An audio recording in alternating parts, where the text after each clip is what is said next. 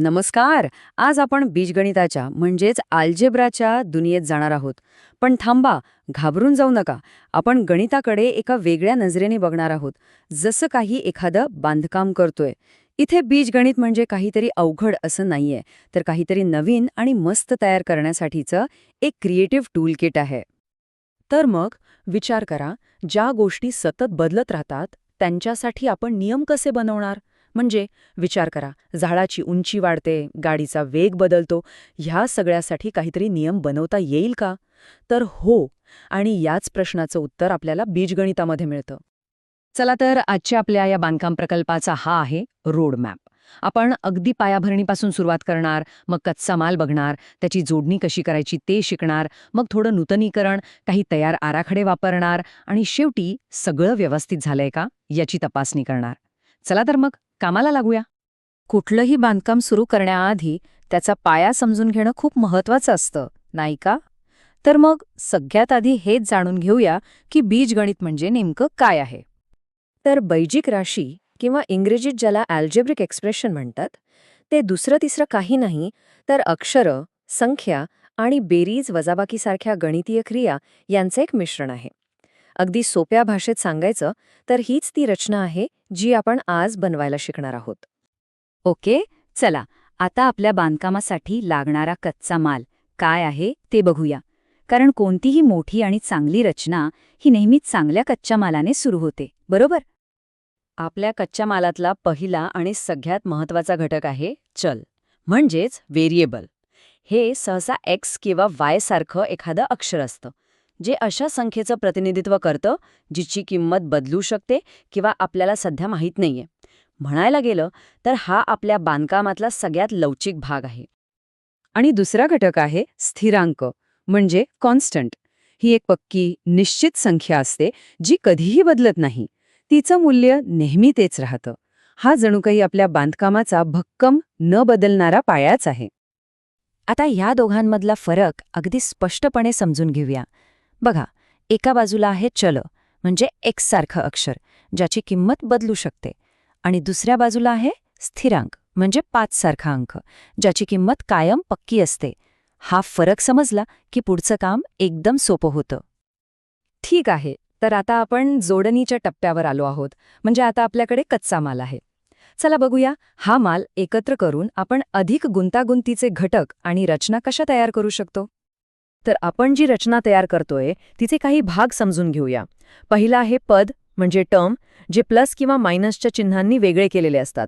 मग येतात अवयव, म्हणजे फॅक्टर्स, म्हणजे ज्या संख्या किंवा चलांचा गुणाकार झाला आहे ते. आणि सहगुणक, म्हणजे कोएफिशियंट, जी पदासोबत चिटकटलेली संख्या असते. हे सगळे जोडणी प्रक्रियेचे महत्वाचे भाग आहेत. राशी तयार करण्याची प्रक्रिया अगदी सरळ आहे. बघा, आधी चल आणि स्थिरांक घ्यायचे, त्यांचा गुणाकार करून पदं बनवायची आणि मग बेरीज किंवा वजाबाकीचं चिन्ह वापरून ही पदं एकमेकांना जोडून टाकायची. झाली आपली राशी तयार. किती सोपं आहे, नाही का?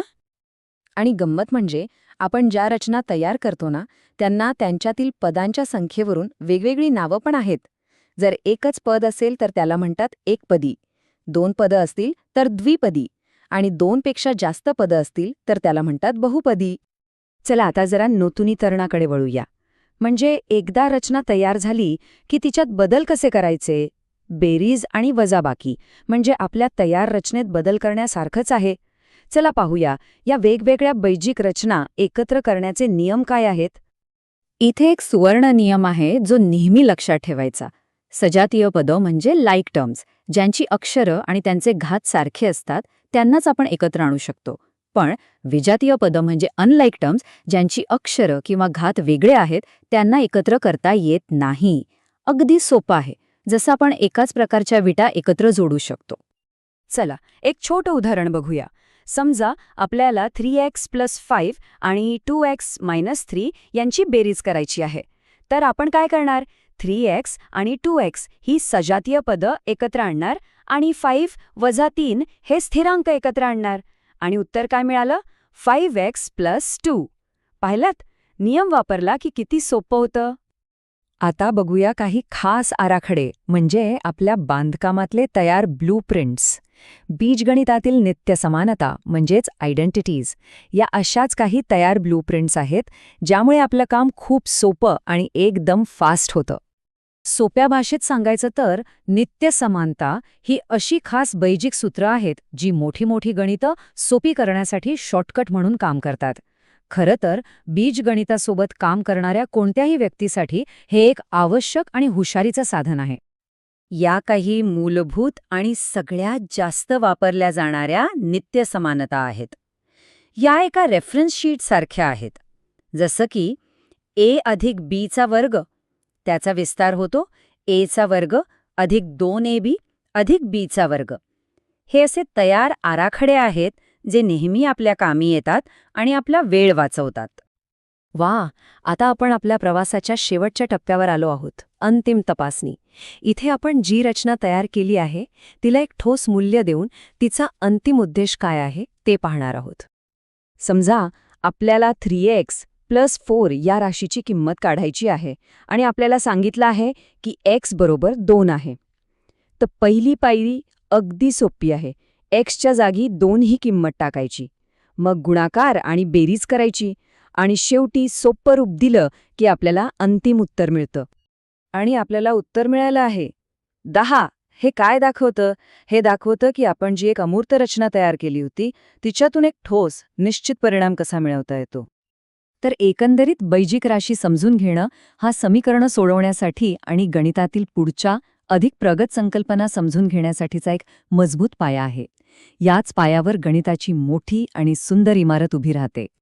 तर मग आता हे आराखडे आपल्या हातात आहेत. खरी मजा तर आता आहे. प्रश्न हा आहे की याच्या पुढे काय तयार करायचं?